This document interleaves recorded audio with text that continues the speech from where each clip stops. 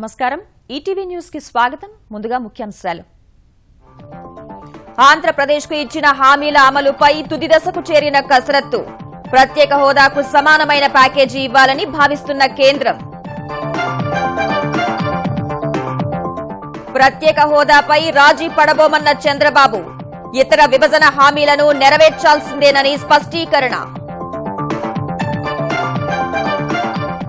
కరువు సమస్యకు శాశ్వత పరిష్కారం కోసం ఏపీ సర్కార్ కార్యాచరణ ప్రణాళిక సాంకేతిక సహకారంతో రైతుల కష్టాలు తొలగిస్తామన్న చంద్రబాబు తెలంగాణలో కొత్త జిల్లాల ఏర్పాటుపై ఊపందుకున్న కార్యాచరణ ఉద్యోగుల విభజనపై నేటి నుంచి శాఖల వారీగా టాస్క్ ఫోర్స్ భేటీలు వర్షాలకు అధ్వానంగా మారుతున్న భాగ్యనగరం రహదారులు ఆక్రమణలకు గురైన నాలాలు ప్రజలకు తప్పని కష్టాలు పాలనా కేంద్రంగా మారుతున్న ఏపీ కొత్త సచివాలయం నేడు మంత్రివర్గ ఉపసంఘం భేటీ 3 రోజుల పాటు వరుస సమావేశాలు పేదలు అణగారిన వర్గాలకు పార్టీని చేరువ చేయండి భాజపా రాజ్యసభ ఎంపీలకు ప్రధాని దిశానిర్దేశం బ్రెజిల్ అధ్యక్షురాలిగా రౌసెఫ్ తొలగింపు అభిశంసనకు అనుకూలంగా సెనేట్ ఓటు మిచెల్ టెమెర్ కు బాధ్యతలు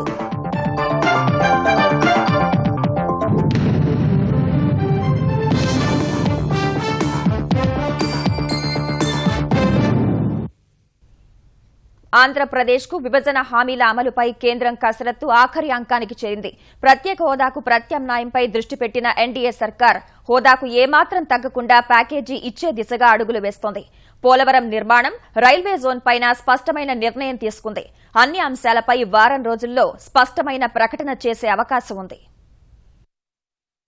ఆంధ్రప్రదేశ్ కు ప్రత్యేక హోదా విభజన హామీలపై కేంద్ర ప్రభుత్వం భారతీయ జనతా పార్టీ నాయకత్వం కసరత్తు బుధవారం కొనసాగింది కేంద్ర మంత్రి వెంకయ్యనాయుడు ఈ అంశంపై ప్రధాని నరేంద్ర మోదీ ఆర్థిక మంత్రి అరుణ్ జైట్లీ భారతీయ జనతా పార్టీ జాతీయ అధ్యక్షుడు అమిత్ షాతో వరుసగా భేటీ అయి చర్చించారు ప్రత్యేక హోదా హామీ నెరవేర్చాలని గట్టిగా కోరారు 14వ ఆర్థిక సంఘం సిఫార్సుల మేరకు హోదా సాధ్యం కాని పరిస్థితుల్లో అంతకు మించిన సాయం అందించాలని విజ్ఞప్తి చేశారు అందరినీ సంతృప్తి పరిచేలా చూడాలని ప్రధాని వద్ద వెంకయ్య పట్టుబట్టారు ప్రత్యేక హోదా ఇచ్చేందుకు సాంకేతిక కారణాలు అడ్డంకిగా మారాయని భారతీయ జనతా పార్టీ వర్గాలు అంటున్నాయి హోదాకు తగ్గని స్థాయి సాయం చేయడంపై చర్చలు జరుగుతున్నట్లు సమాచారం ఒకవేళ హోదా వస్తే కేంద్ర సాయంలో 90% గ్రాంటుగా లభిస్తుంది విదేశీ ఆర్థిక సంస్థల నుంచి తీసుకునే రుణాల్లో 90% కేంద్రమే భరించాలి విదేశీ సంస్థల రుణాలను ఎఫ్ఆర్బిఎం పరిధి నుంచి తప్పించి కేంద్రమే 90% భరించేలా నిర్ణయం తీసుకోవచ్చని తెలుస్తోంది పోలవరానికి కేంద్రం 70% సాయం చేయాలని నీతి ఆయోగ్ సిఫార్సు చేయగా 90% కావాలని ఆంధ్రప్రదేశ్ కోరుతోంది ఈ అంశంపై మధ్య మార్గంగా ఇద్దరికీ ఆమోదయోగ్య నిర్ణయం తీసుకునే అవకాశం ఉంది ఇప్పటి వరకు పోలవరంపై ఏపీ ఖర్చు చేసిన 5,000 కోట్ల రూపాయలను కేంద్రం భరించి ఇకపై ఇవ్వనున్న నిధుల్లో 70% కేంద్ర వాటా ఉండేలా నిర్ణయం ఉండవచ్చని తెలుస్తోంది మరోవైపు ఏపీకి ప్రత్యేక రైల్వే జోన్ ఇవ్వడం ఖాయంగా కనిపిస్తోంది అలాగే నిబంధనల మేరకు ఏపీ ఆర్థిక లోటును భర్తీ చేయనున్నారు పరిశ్రమల ప్రోత్సాహక నిధి పేరుతో 1000 లేదా 2,000 కోట్ల రూపాయలను ఆంధ్రప్రదేశ్ కు ఇచ్చి ఆ మొత్తాన్ని పన్ను విద్యుత్ రాయితీల అవసరాలకు వాడుకునేలా చూడటంపై కేంద్రం దృష్టి పెట్టింది 2020 నాటికి విజయవాడ మెట్రో రైలు ప్రాజెక్టు పూర్తి చేసేలా కేంద్రం బాటా ఇవ్వనుంది కడప ఉక్కు పరిశ్రమ దుగరాజపట్నం నౌకాశ్రయం 9-10 షెడ్యూల్లో ఉన్న సంస్థల ఆస్తుల పంపకం ఉద్యోగుల విభజన తదితర అంశాలపై కేంద్రం వేగంగా చర్యలు చేపట్టనుంది అసెంబ్లీ నియోజకవర్గాల పెంపు కసరత్తు ముందుకు తీసుకెళ్లనున్నారు ఈ అన్ని అంశాలతో కూడిన ప్యాకేజీని ఎగ్జిక్యూటివ్ ఆర్డర్ ద్వారా ప్రకటిస్తే సరిపోతుందా లేక ఏదైనా చట్ట రూపంలో తీసుకురావాలనే విషయంపైన కేంద్రం చర్చలు జరుపుతోంది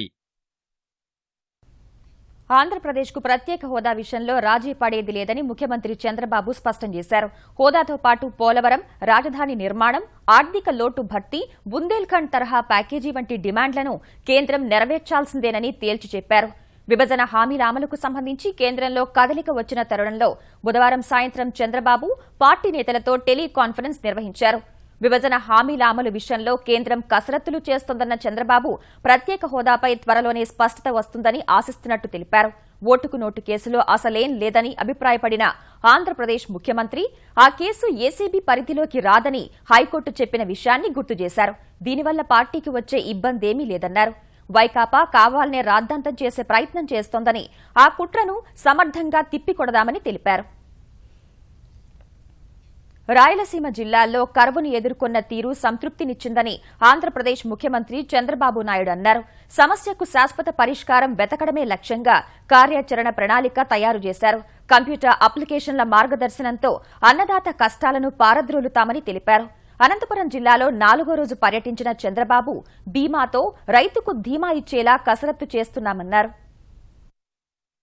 4 రోజుల పాటు అనంతపురం జిల్లాలో విస్తృతంగా పర్యటించిన ఆంధ్రప్రదేశ్ ముఖ్యమంత్రి చంద్రబాబు తన పరిశీలనల ఆధారంగా దీర్ఘకాలిక కార్యాచరణ ప్రణాళిక రూపొందించారు. కరవు ధాటికి ఎండుతున్న పంటలను రక్షక తడుల ద్వారా సంరక్షిస్తూనే శాశ్వత చర్యలపై దృష్టి పెట్టారు. 4వ రోజు ఏరియల్ సర్వే ద్వారా జిల్లాల్లో ప్రాజెక్టులను పరిశీలించారు. పంటల సంరక్షణ చర్యలు పర్యవేక్షించారు. విస్తృత పర్యటన తర్వాత అనంతపురంలోని ఆర్ఎండ్బి అతిథి గృహంలో రాత్రి 10 వరకు అధికారులతో సమీక్ష నిర్వహించారు. ఈ సంక్షోభాన్ని ఎదుర్కొన్న అనుభవంతో శాశ్వత కార్యాచరణ సిద్ధం చేస్తున్నట్లు వివరించారు.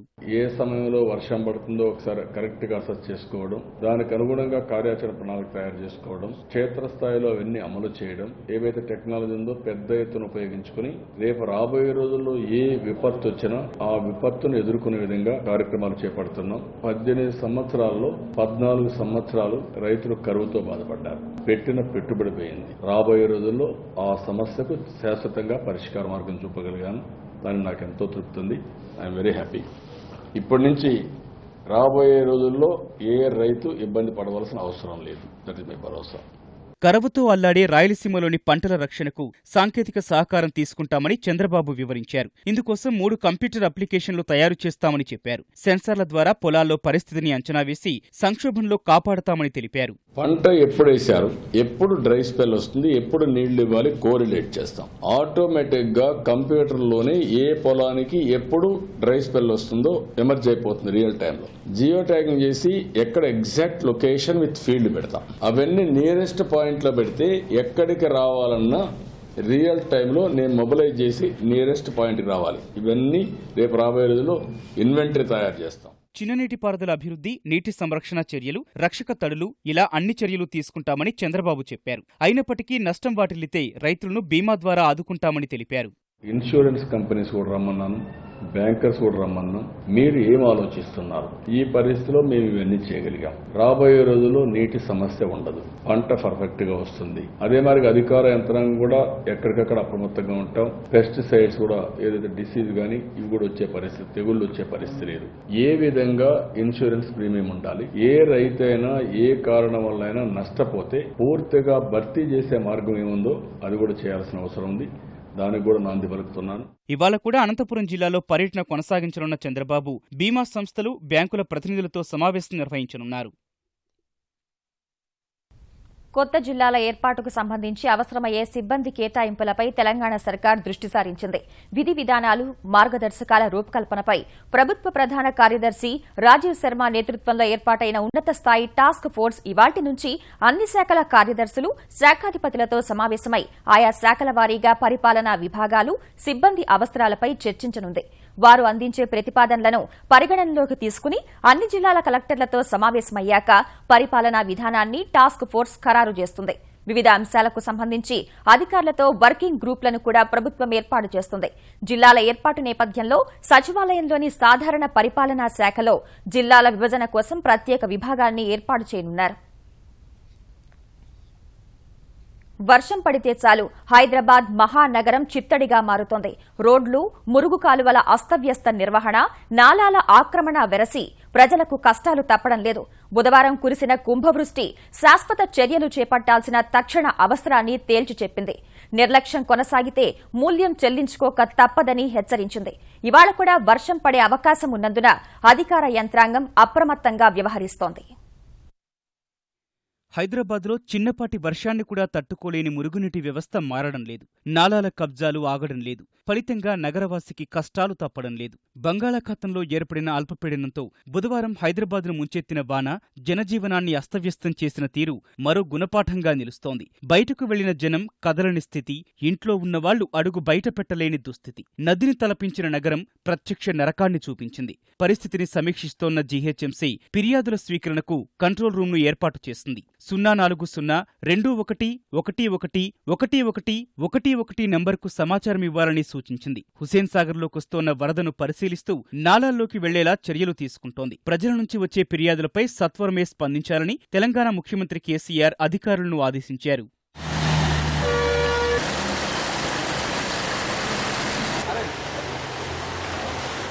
నగరంలో 380 కిలోమీటర్ల పొడవైన 72 నాలాలు ఉన్నాయి. వీటిని జలమండలి నిర్వహిస్తోంది. వర్షపు నీటిని తరలించేందుకు ఇవి ప్రధాన మార్గాలుగా ఉపయోగపడాలి. కానీ ఇరువైపులా కబ్జాలతో వాటిని వెతుక్కోవాల్సిన దుస్థితి ఏర్పడింది. గతంలో 300 అడుగుల వెడల్పుతో ఉండే ఈ నాలాలు ఇప్పుడు కొన్ని చోట్ల కేవలం 10 అడుగుల వెడల్పుకు మించి లేవంటే పరిస్థితిని అర్థం చేసుకోవచ్చు.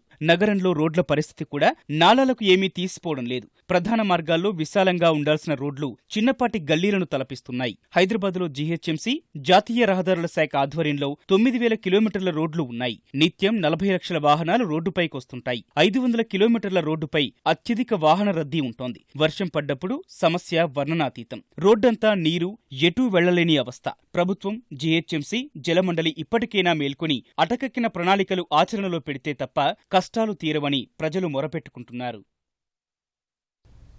పేదలు, అణగారిన వర్గాలకు భాజపాకు చేరువ చేయడంపై దృష్టి పెట్టాలని ప్రధాని నరేంద్ర మోదీ పార్టీ రాజ్యసభ సభ్యులకు దిశానిర్దేశం చేశారు.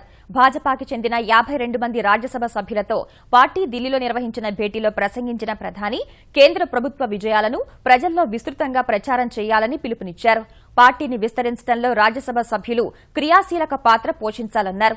ఏ రాష్ట్రం నుంచి ఎన్నికయ్యామో ఆ రాష్ట్రానికే పరిమితం కాకుండా పార్టీ అభీష్టం మేరకు ఎక్కడి నుంచైనా పనిచేయాలని వెల్లడించారు. 2014 సార్వత్రిక ఎన్నికల్లో భాజపా ఓటమి చవిచూసిన పార్లమెంట్ నియోజకవర్గాలను దత్తత తీసుకుని వచ్చే సాధారణ ఎన్నికల్లో ఆయా చోట్ల పార్టీ గెలుపు కోసం కృషి చేయాలని పార్టీ రాజ్యసభ ఎంపీలను భాజపా జాతీయ అధ్యక్షుడు అమిత్ షా కోరారు. అమరావతి కేంద్రంగా ఆంధ్రప్రదేశ్ పరిపాలన ప్రారంభం కానుంది. కొత్త సచివాలయంలో నేటి నుంచి అధికారిక సమావేశాలు జరుగుతాయి. ఆర్థిక మంత్రి యనమల నేతృత్వంలో నిర్వహించే మంత్రివర్గ ఉపసంఘం భేటీ ఇక్కడ తొలి సమావేశం కానుంది. పట్టణాభివృద్దిలో పాలనాపరమైన సంస్కరణలపై ఉపసంఘం ఏర్పాటయ్యాక జరుగుతున్న తొలి భేటీ ఇదే కావడం విశేషం. ఈ సమావేశంలో యనమలతో పాటు మంత్రులు అయ్యన్న పాత్రుడు, నారాయణ, అచ్చెన్నాయుడు, గంటా శ్రీనివాసరావు, మృణాలిని, పట్టణాభివృద్ది శాఖ అధికారులు పాల్గొంటారు. ఆ తర్వాత ఆంధ్రప్రదేశ్ ఆర్థిక పరిస్థితిపై సంబంధిత శాఖ అధికారులతో యనమల ఉన్నత స్థాయి సమీక్ష నిర్వహిస్తారు. ఆర్థిక మంత్రి అధ్యక్షతన రైతు సాధికార, మహిళా సాధికార సంస్థల సమావేశాలు కూడా జరగనున్నాయి. అసెంబ్లీ వర్షాకాల సమావేశాల తర్వాత వెలగపూడి నుంచే పూర్తిస్థాయి పాలన జరగనుంది. రైతులను ఆదుకునేందుకు ప్రభుత్వం అన్ని విధాలా ప్రయత్నిస్తోందని ఆంధ్రప్రదేశ్ ఉప ముఖ్యమంత్రి కెఈ కృష్ణమూర్తి, మంత్రులు అచ్చెన్నాయుడు, ప్రత్తిపాటి పుల్లారావు తెలిపారు. పంట వేసిన దగ్గర నుంచి మార్కెట్లో విక్రయించే వరకు ముఖ్యమంత్రి చంద్రబాబు నేతృత్వంలో రైతులకు అండగా నిలుస్తున్నట్లు చెప్పారు. కర్నూలు జిల్లా పత్తికొండ మండలం కోతిరాయి, దూదికొండ గ్రామాల్లో పర్యటించిన మంత్రులు అన్నదాతకు భరోసాగా ప్రభుత్వం చేపడుతున్న కార్యక్రమాలను వివరించారు. అదిగాక పై నుంచి రెయిన్ గన్స్ ప్రోగ్రామ్ కూడా చేశాం కాబట్టి రైతులకు భరోసా చంద్రబాబు నాయుడు అని చెప్పి కూడా మీకు తెలియజేస్తా ఉన్నాం. హంద్రీ నీరు ప్రతి చెరువుకు వెళ్తే దాని వల్ల రైతులకు మంచి జరుగుతుందని జూన్ నాటికి ఆ 150 కోట్లు ఖర్చు పెట్టి దాన్ని కూడా ముఖ్యమంత్రి గారు పూర్తి చేయాలని ఆదేశాలు ఇచ్చారు. ఉల్లి గాని టమోటో గాని ఎవరైతే పండించినటువంటి రైతులు ఉన్నారో ధర తక్కువగా అమ్ముకోవాల్సినటువంటి అవసరం లేదు. ధర తగ్గినా అక్కడ వెంటనే మార్కెట్ కమిటీ వాళ్ళు కొనుగోలు చేసి ఇతర జిల్లాలకి ఎట్ పవర్ కాస్ట్ కి అమ్మటానికి కూడా ముఖ్యమంత్రి గారు ఆమోదించడం కూడా జరిగింది. మెడికల్ సీట్ల కేటాయింపు పారదర్శకంగా నిర్వహిస్తామని ఆంధ్రప్రదేశ్ వైద్య ఆరోగ్య శాఖ మంత్రి కామినేని శ్రీనివాస్ అన్నారు. అనంతపురం జిల్లా గుమ్మఘట్టలో పర్యటించిన మంత్రి కొందరు దళారుల వ్యవహారం తన దృష్టికి వచ్చిందని చెప్పారు. రాష్ట్రంలోని సీట్లు అన్నీ భర్తీ అయ్యేలా వెబ్ కౌన్సిలింగ్ లో నిబంధనలు కఠినం చేశామని వివరించారు. ఏ పేరెంట్ ని ఈ దళారులు మాట విని మోసపోవద్దని చెప్తున్నారు. డెఫినెట్ గా రెండు కౌన్సిలింగ్లు ఉంటాయి. ఇంకా మనకి దాదాపు ఒక 600 సీట్ల దాకా వస్తున్నాయి కొత్తవి. అవి కూడా రేపు కౌన్సిలింగ్ లో పెడతాం. మేనేజ్మెంట్ కోటా ఏది ఒక్కటి కూడా ఎన్ఆర్ఐ కోటా కింద కన్వర్ట్ అవ్వకుండా చూస్తాం. అయిపోయిన లాస్ట్ డేట్ అయిన తర్వాత మీరు సర్టిఫికేట్ తీసుకుంటాం.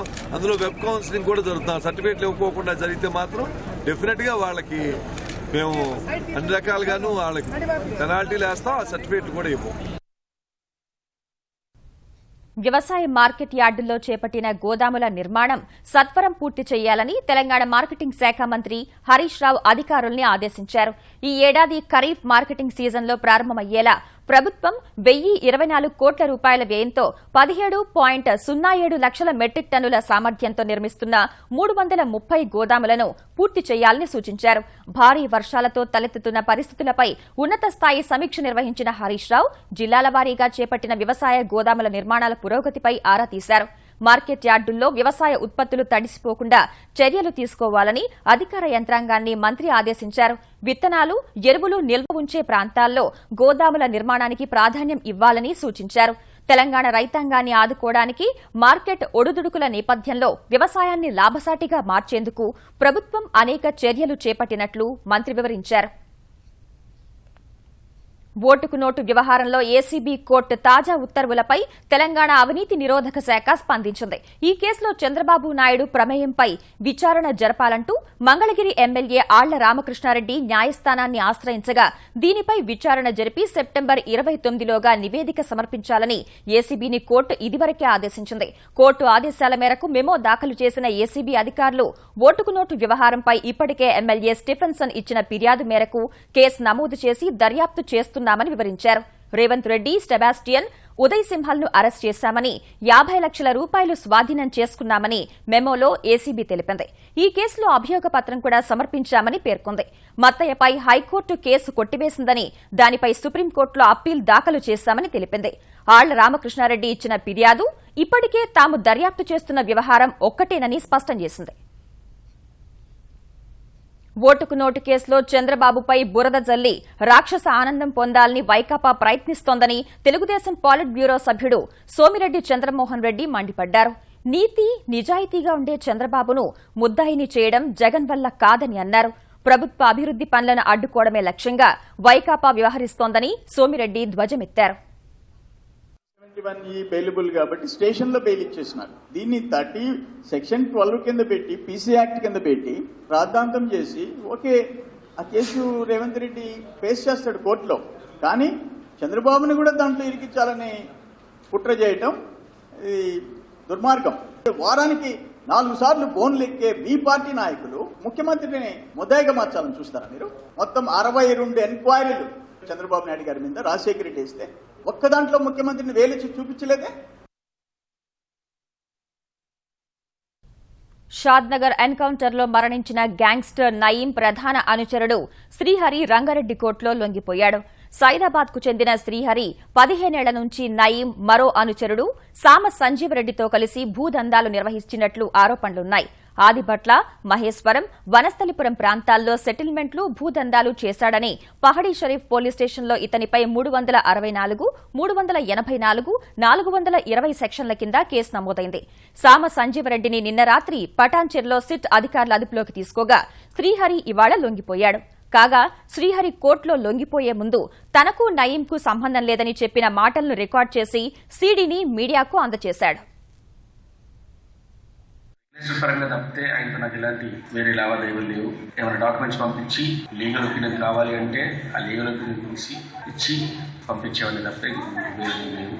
నేను ఆయన బినామీని కాదు. అది 2013లో ఆ భూమిపై నా పేరు వాడతావా అని బాగా కొట్టి ఇబ్బంది పెట్టారు. అక్కడ నుండి ఇలాంటి సంబంధాలు లేవు. తీవ్ర భూకంపాలు, వరదలు వంటి ప్రకృతి వైపరీత్యాలు సంభవించిన వేళ చేపట్టాల్సిన సహాయ చర్యలపై 2వ జాతీయ స్థాయి సదస్సు విశాఖపట్నంలో జరుగుతోంది. త్రివిధ దళాలతో పాటు పలు జాతీయ సంస్థలు ఇందులో పాల్గొని తమ సన్నద్దతను ప్రదర్శించాయి. విపత్తు నుంచి ఉపశమనం, మానవతా సాయం అనే అంశంపై 3 రోజుల వార్షిక జాతీయ సదస్సుకు విశాఖపట్నం వేదికైంది. త్రివిధ దళాలతో పాటు తీరరక్షణ దళం, ఎన్డీఆర్ఎఫ్, ఎస్డీఆర్, డీడీఆర్, రాష్ట్ర ప్రభుత్వ యంత్రాంగం సంయుక్తంగా విన్యాసాల్లో పాల్గొంటున్నాయి. తీవ్ర తుపానులు వచ్చినప్పుడు అన్ని శాఖలు సమన్వయంతో ఎలా పనిచేయాలో ఈ విన్యాసాల్లో ప్రదర్శించారు. నౌకాదళం, వాయుసేనకు చెందిన ప్రత్యేక హెలికాప్టర్లు, విమానాలు, ఇతర సామాగ్రిని సదస్సుకు హాజరైన ప్రతినిధులకు అధికారులు పరిచయం చేశారు. పనితీరును ప్రత్యక్షంగా చూపారు.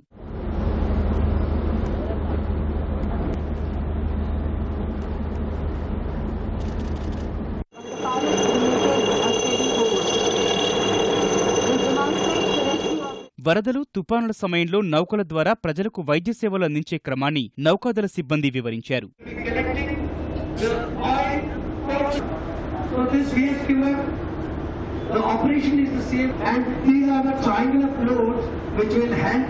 పట్టణాలు, నగరాల్లో వరదలు వచ్చినప్పుడు చేపట్టాల్సిన సహాయ చర్యలపై గత జూన్లో గువాహటి వేదికగా జాతీయ స్థాయి సదస్సు నిర్వహించగా, విశాఖపట్నంలో ఇప్పుడు జరుగుతున్నది రెండో సదస్సు. ఈ నెల 15 నుంచి 17 వరకు గుజరాత్లోని భుజ్లో భూకంప సమయాల్లో స్పందించాల్సిన తీరుపై మూడో సదస్సు నిర్వహించనున్నారు.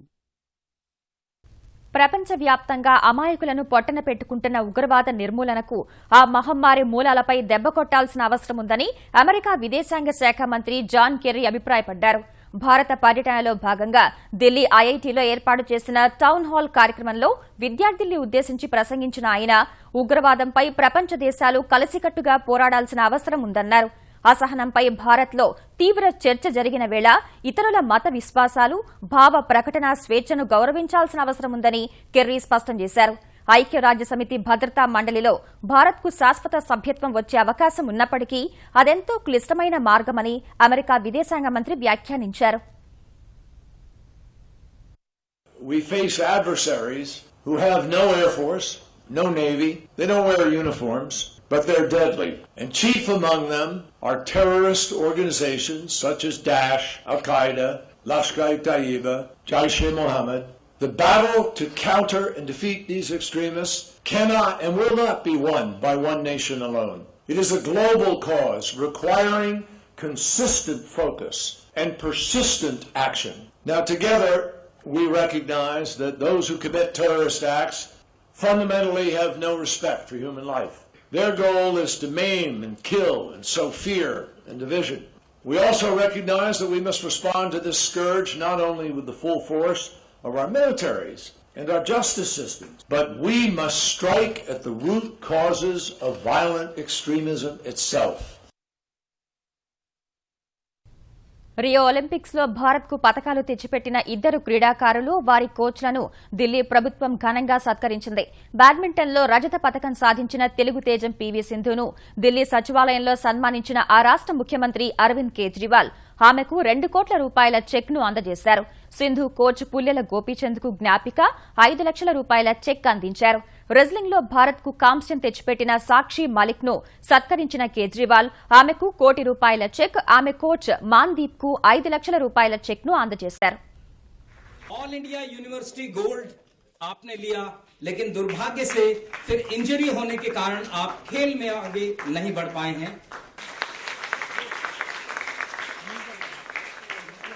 दिल्ली सरकार आज आप सबको सम्मानित करते हुए अपने को गौरवान्वित पा रही है.